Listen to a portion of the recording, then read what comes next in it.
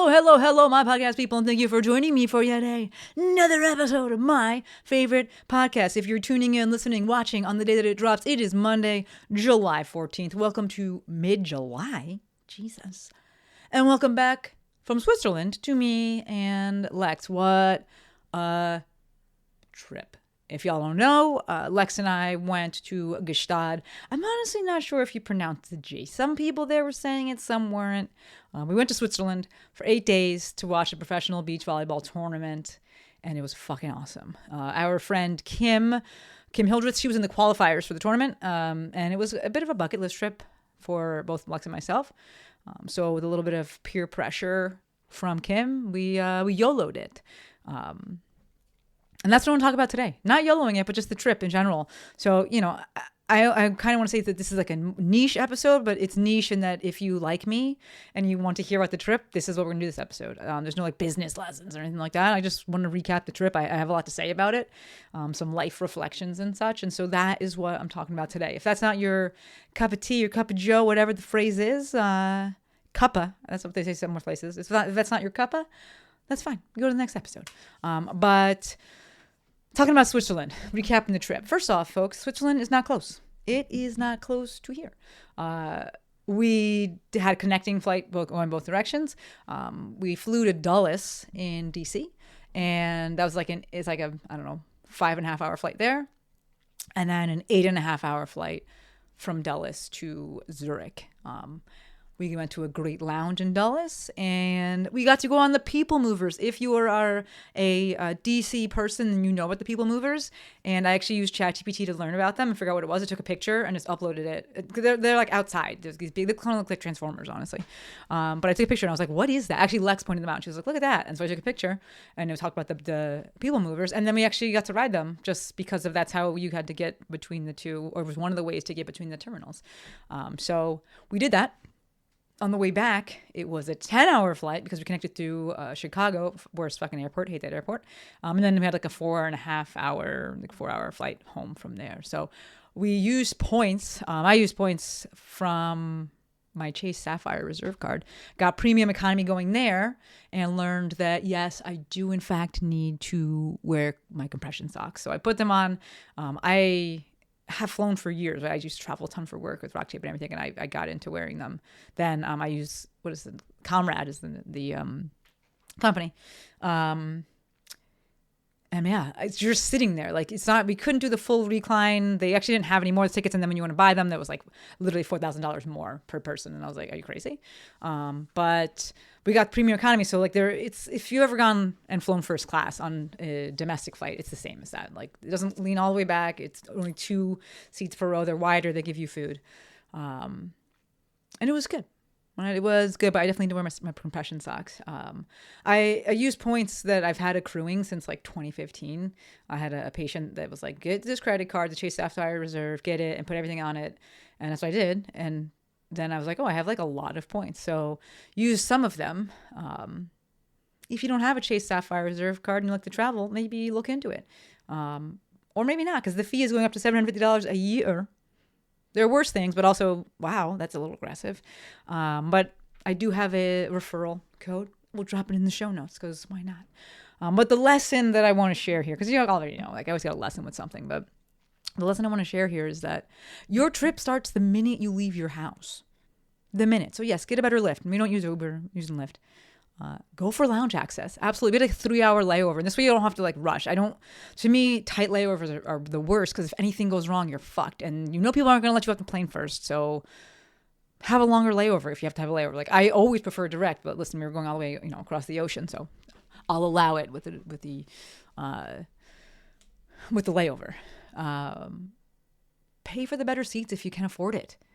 Have more legroom. Yes, it makes a difference with these longer flights. It's like really uncomfortable to sit. I mean, if you can't, then don't. But if you can, then do it. Like, I'm thinking about when I had no money and went to New Zealand and like just sat in a little tiny seat and like it was fine and did my stuff. But it would be better if I didn't have to do that. But I had no money. So if you can afford to do it, do it. Have better seats. It's worth it. The time difference between here and there is 9 hours. They are 9 hours ahead of us. So as for the jet lag, going there, I think I just kind of stayed on Pacific time, and also just like accepted like I'm there now. Like I did talk with ChatGPT and was like, what's the best sleeping? And like, should we sleep on this plane or not? To like have the least, amount of jet lag. But part of it's just like acceptance. And then I set my watch. As soon as I get on the plane, I'm like, this is the time that it is now. Like I said, it's the place I'm going to be. I've always done that. But it wasn't too bad. I typically found myself staying up till like 1 a.m. It's just like, again, with the time difference there. And then I would get tired every day around 5 p.m., but just push through. I definitely had more Red Bull on this trip than I have in the past like 10 years. But I'm feeling pretty good. So today, as I'm recording this, we got back yesterday at 6 p.m. I'm recording this on Wednesday because I usually record earlier than that, like earlier in the week, but I wanted to wait until we came back so that I wouldn't have to wait another week to recap it because I knew I would have a lot to say. So I'm feeling pretty good. Honestly, I do believe the Pacific time zone is my time zone. I've always believed that energetically we all have a time zone that fits us best, that resonates the best. And for me, it is Pacific time zone. It always has been. I used to travel out here for soccer and such, and I was just like, I feel better here. So we got back last night at 6 p.m., walked Moose, hung out, went to bed around 9:30, which is very early for me. But I was tired because we had been up for like a million hours. And then I got up this morning at like 6:30, which is early for me, but my normal is like 7:30, so I'm not super off. I'm really happy about that. We flew my brother and using points again. We flew my brother and his girlfriend out to stay at our place for half the trip, which was really nice. I didn't want Rupert to be home alone for that long. Like it's just too long. And honestly, my only fear with him being home alone is a fire. It's not only that he gets lonely because we bring people in and he doesn't want to talk to them. He doesn't want to see them. But like, if anything, if fire ever happens, that's always been my biggest fear. Like he's stuck in here and I have cameras and I'm always looking. And if, God forbid, heaven forbid, something's supposed to happen, I would call the neighbors. But brought Justin in so he wouldn't be home by himself for that many days. And we had Moose stay with the dog sitter for half of it. And then when Justin came, the dog sitter dropped Moosey off.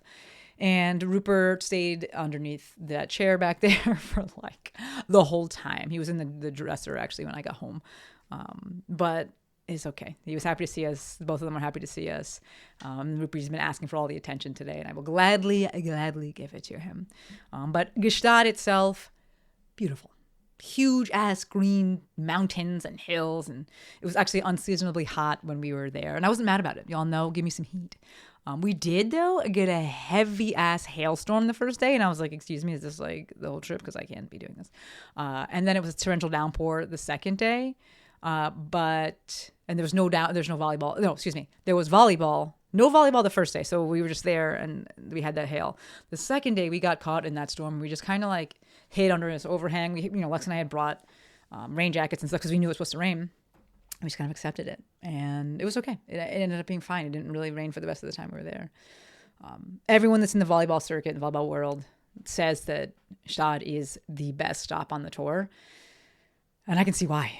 Right? It is run so well, such a tight ship. The crowd is amazing. They just want to see good volleyball. Right? There's like dances for the little songs they play in between. Everyone's cheering and happy and not like drunk and annoying. And they don't like to try to sell anything. Like the United States feels like every sporting event you go to, you're just expecting to pay $1 zillion for like food and like all the shit they're hawking. That's not what it was like there. I actually wanted to buy a sweatshirt and couldn't because they didn't sell it. It was apparently only for the volunteers. They had like a sweatshirt there, but I was like, I don't want that.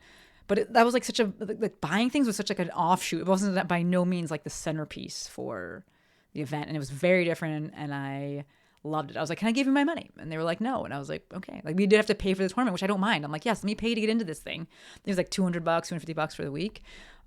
We sat in the front row, the bleachers, it was like 4,000 people, but bleachers. We sat in the front row for the last day. Like it was amazing. Absolutely. It's just done so well. So yes, it is expensive there in Gstaad, but not a tremendous sticker shock. Coming from LA and before that I lived in New York City, so it was like about the same, especially the food. Although the chicken, because we cooked at home at the place we rented, and so we bought chicken. It was the easiest, and it was like $13, and I was like, why is this so expensive? But also I'm not gonna like go shop around. But wow. The house that we got was actually really nice. Kim found it. There was room for 8 of us. So it was me, Lex, Kim's husband, Kibby. Kim is the volleyball player. And then Kim's beach partner, Tegan. And then for the first like 2 nights, we also had Julia Scholes and Lexi Denneberg staying with us. Well, if you watch beach volleyball, then you know them and maybe you're like, wow. And I was like, wow. it's like wild because like we watched them play, and Lexi Denver was kind of like newer on the scene, but I really like her as a player, and I was like, oh, and now like we're in a house and our friends. Like, that's fucking amazing to me. I started playing beach volleyball in 2020, and now I'm staying in a house with professional beach volleyball players. Like, it's pretty fucking cool. So spent all the days just watching beach volleyball, and it was amazing. Like, that's why I went there. I went there to go and watch volleyball and watch the international players. The public transportation is just so good there, and we stayed like literally the place that we were staying at was like 2.5 minutes from the station where you could get the train or the bus. It was like one stop on the train, a few stops on the bus. It was just super convenient, like 5-10 minutes. We did walk to the venue a few times, and it was like a 45-minute walk, but it was gorgeous. Like, you couldn't get lost. It was a straight shot with this beautiful backdrop, and hopefully you saw my stories. I shared it there. But like I said, it was unseasonably hot.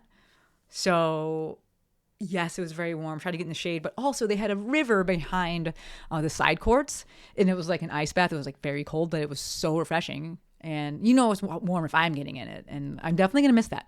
I am definitely going to miss that cold ass river. I called it my Swiss health, just like healing my legs. But it was great. We didn't go hiking, and honestly, we just didn't have the time to go hiking, and I have no regrets about it. Like, hiking is fine, but like when you take the train there, you actually like go through the hills and mountains and stuff, and I was like, this is fine for me. Like, yes, the hike would have been nice, or like the gondola up, but I was also like, it's fine. I went there to watch volleyball, and we fucking watched volleyball. So next time, if we go, maybe, but I have zero regrets around that. We also got to meet Mel and Brandy. If you watch beach volleyball, then they are Team Canada. And thanks to their physio, Nicole, she's fucking awesome. And they're so nice. All of them are so nice. Canadians, of course. Which, I told you this episode wasn't about business, but there's definitely a lesson in there, a little marketing lesson. It was like, am I bigger fans of them now? Yes, because they're so fucking nice. Same thing with Julia Scholes, like genuinely nice, not like saccharine, like genuinely nice. I'm not gonna lie. Before meeting her, Julia Scholes, I was kind of like, I don't know. I thought she would be different. I thought she might be mean. She's so nice and so thoughtful and so kind, and they all took the time. They remembered conversations, and it's just like, yes, catch me cheering for you. Absolutely. Like, they responded on Instagram. They're just like genuinely remember things and just giving their time, right? Brandy from Canada actually gave us 2 of her tops. So for each match, they get sports bra tops that they wear. It says their name on them. And Nicole had asked Brandy, because Nicole is also the shit, had asked Brandy if like she'd be willing to give us one just as like kind of a like a souvenir from the tournament, from the trip. And then Mel, because we had met them, then Brandy was like, do they want 2? Like, that's so fucking kind. So kind, so thoughtful. We posted about it. She wrote. It's just like, it's such an accessible sport in that way, in terms of like meeting the athletes, that it's just unbelievable. It's just unbelievable.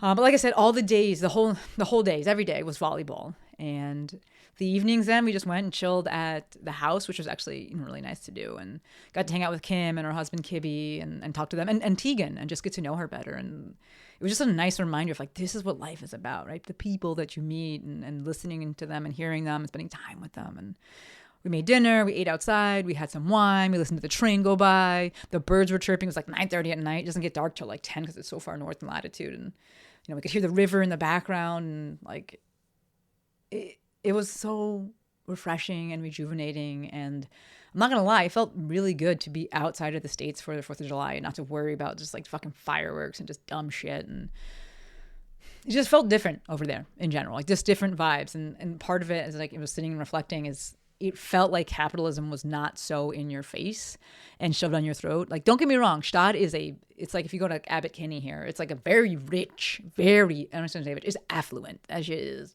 like wealthy. But they have like, the bougie ass stores, but like no one is like trying to get you to come in there. It's just like, it's just there. But, you don't have like big ass pickup trucks, just going down the street, and like $1 zillion houses being put up all around. Like, being in the United States, it's just like, I'm looking out the window right now. There's just like there's going to be 3 units that go up there, and each of those houses is probably going to be $2 million. There's townhouse is going to be $2 million. Like, everyone has a humongous pickup for no fucking reason here. There's the militarization of everything here. Like, all the fucking people in the park right now. Like, in LA. It's just like, also immediately know all the fucking guns. Like, it just felt different being there. It was really nice. Yes, I know the grass is always greener. I don't know 100% what's going on over there and how people feel about their own lives, but it just felt different. And part of this difference was confirmed as I posted a thread when we came. One, I talked to people that were from there, but I posted a thread when we came back just about, I'm like, fuck, the United States is ghetto. And the responses were like, yes, I agree. People that live here. And I'm just like, fuck, like, there's something to be said about the forced slowdown, which I know we have here too, like in places, but where we stayed outside of Gstaad in a place called Sonnen, and the stores like close at 6 or 5, I don't know, fucking early. They're completely closed on Sunday. And you just plan for it, right? Like I've always said this. I lived in New York City for 9 years. And at some point, the beginning is kind of nice, but then at some point you're like, why is that open at 3 a.m.? Like, what the fuck are you doing? Like, go to bed.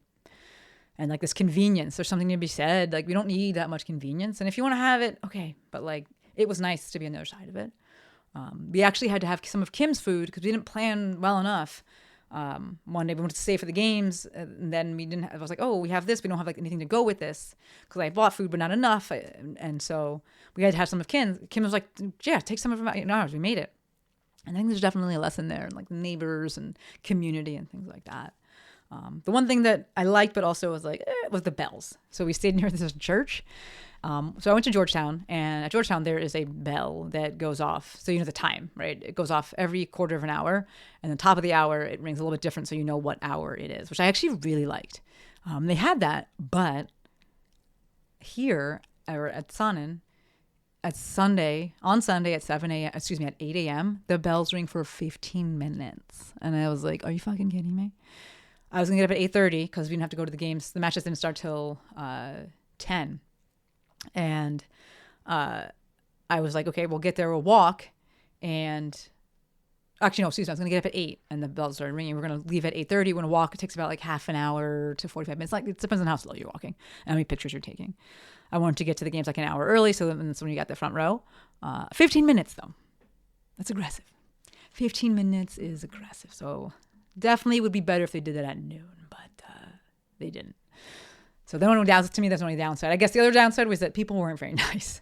Not gonna lie, in Gstaad, the people weren't very friendly. It's an uppity town. Not that that's like a reason to not be nice, but like it's very buttoned up. No one was smiling. Definitely no small talk, but like no smiling, no eye contact. It was like very weird. I still made it a point to smile though, and I got a few smiles back, but it was just like that's just not the default. And I can't say if it was the locals or the tourists because it's a touristy place as well. But either way, I went there for the scenery, and the scenery was great. The volleyball was great. And the volleyball fans, right? They were actually great and really friendly. Definitely the best parts, right? The scenery, the volleyball, and the volleyball fans. And we made a handful of friends, which is really cool. Get to talk to them and hear where they're from. And one friend, Donatas, he's from Lithuania. Made another friend, Maria. She smiled, and I was like, why is she smiling at me? Did she know me? And I thought it was Kim's coach for a second. And I was like, related to Kim's coach. And I was like, wait, that's not her. But it's because I had curly hair actually. And she was like wanting to cut. She had really beautiful hair. And she was like, I want to cut it, but like, I'm nervous. And I was like, well, it'll grow back. But Maria, she was from Germany. And then Jorge, he was originally from Venezuela. He lives in Switzerland now. Just like getting to talk to people and hear their backgrounds and things like that. It was dope. Hearing to hear their accents. It was just really, really, really, really cool. So I personally didn't go there for the food. But I will say that while I don't have a ton of food issues or anything like that, GI issues, there was definitely a difference. Right? I didn't feel like shit after eating anything, but definitely not after eating the pre-made things. They had this high protein drink there. 40 grams of protein, my friends. 40 grams. It's like chocolate milk. 40 grams of protein. I had it every morning. It was just really easy. I legit looked them up to figure out how to get them here because they were only $1.70 or maybe like, that's a little bit more within US dollars, but it's fucking unheard of. And like the ingredients was like milk and milk protein and like lower sweetened cocoa or something. I don't know. So if any of you listening to this have a co-op or coop, I'm not even sure how you pronounce the name of the store, but it's like a chain. But if you listen to this, you know what I'm talking about, and you got a hookup, let me know, because I want to get that stuff here. But to get around, it was all trains and buses. I lived in the city for 9 years, so I'm no stranger to trains. I lived in Long Island, to get LIRR in.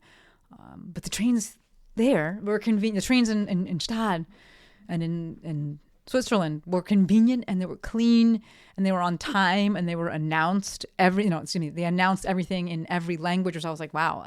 The train, it would start, I think it would do it in Swiss German first, then French, then Italian. I was like, oh, and then English. And I was like, this is incredible. Though I will say, despite them speaking in English, we did fuck up twice, but they weren't announcing the thing that we fucked up. One of them we got in the first class car and was like, I didn't know this was first class car. There's like really not much difference. So we got kicked out of that, which is fine.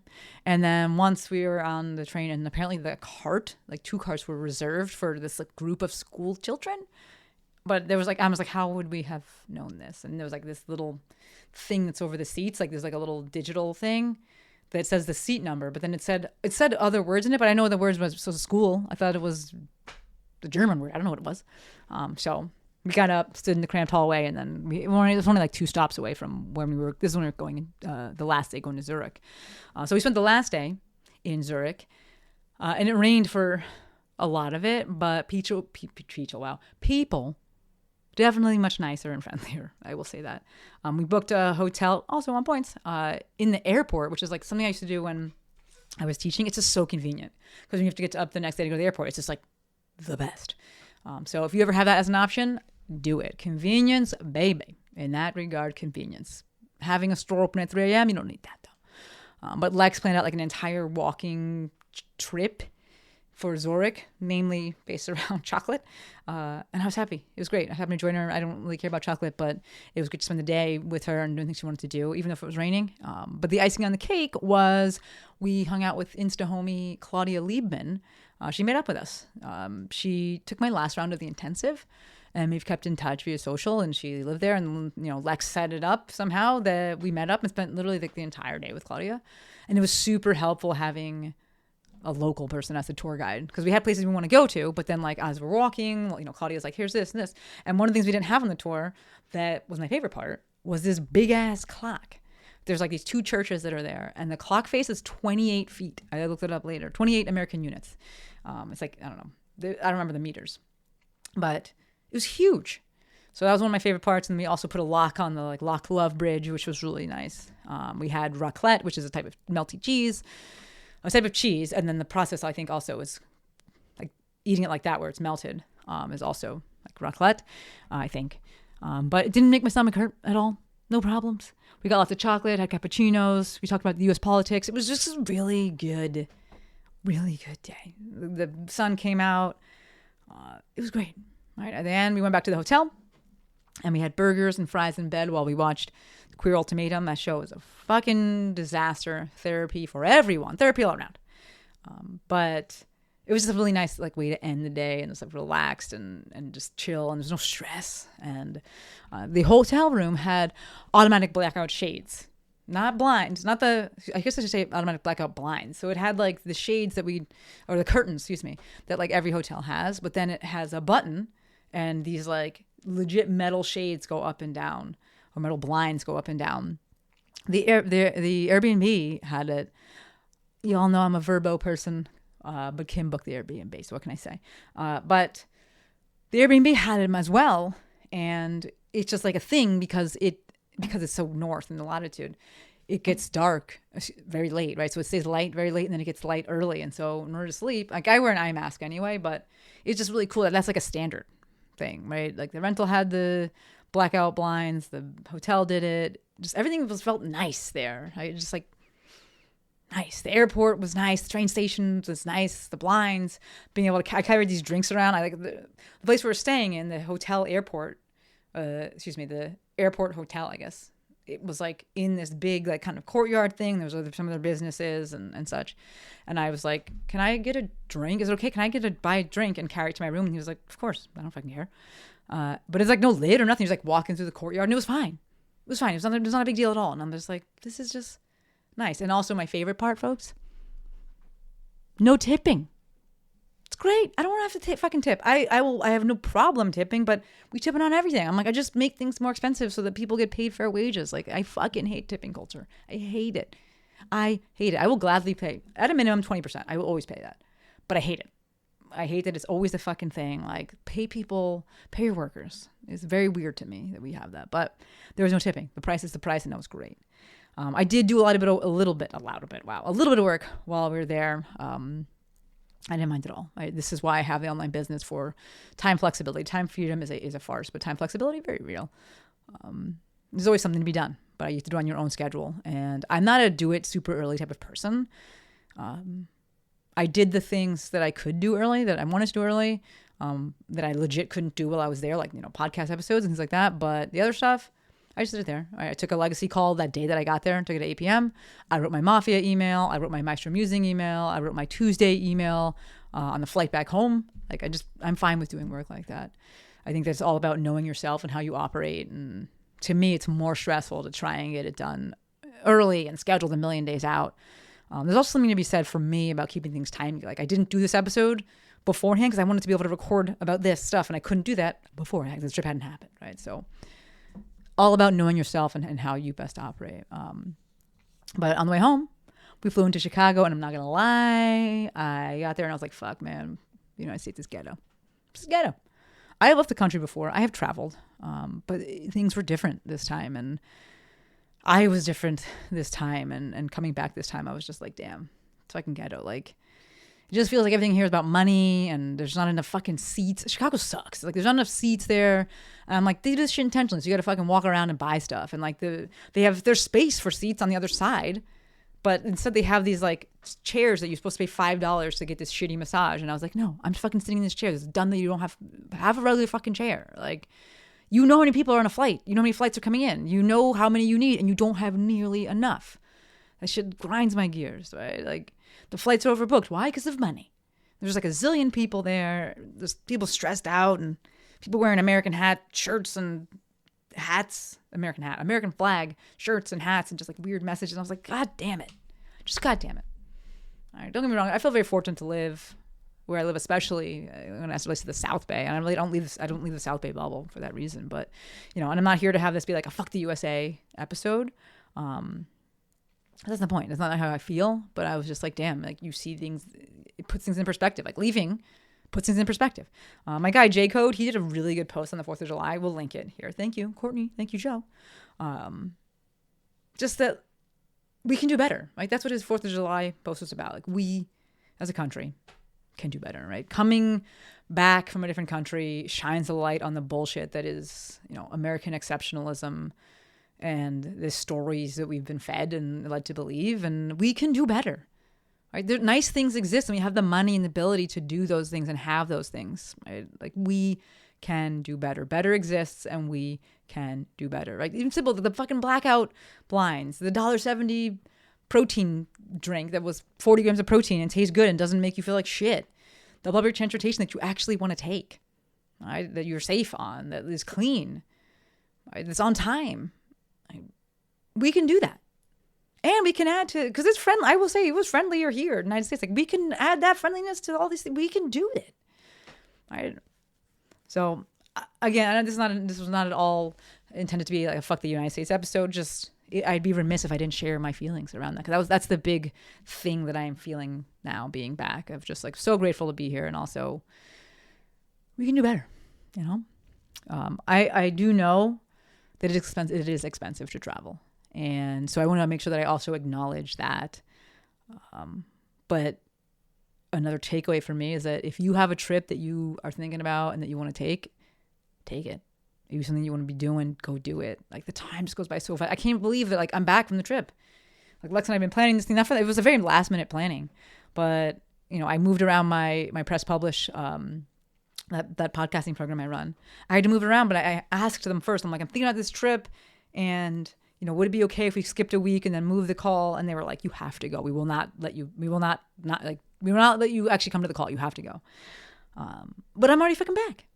Like, the time goes by so fast, folks, so fast. So if there's something you want to do, there's a trip you want to take it. And just the things that come along with that trip, the rest, the re-energizing, the perspective it gives you, the hope that hopefully it gives you. Because it did give me a lot of hope going there. All right, good people are around the world. Go do it. All right. Looking at the clock, a little bit longer of an episode. So thank you for tuning in. I just had a lot to say about Gstaad. I was just like, I'm going to recap this trip because it meant a lot and it was really, really fucking fun. But next week, would love to have you back. I'm going to be talking about a project I've been working on and probably tie that into pivoting your business and the steps to take. And do you start a new Instagram? Do you start a new website? Do you get new, what are my thoughts around that? My suggestions, I'm going to talk about that next week. So if you're on my email list, you've already heard about my project that I've been working on. If you read the entirety of my June recap. If you didn't, well, that's okay. You'll hear about it next week. Either way, more about that next week. All right, going to wrap it up here. As always, endlessly appreciative for every single one of you. Until next time, friends, Maestro out.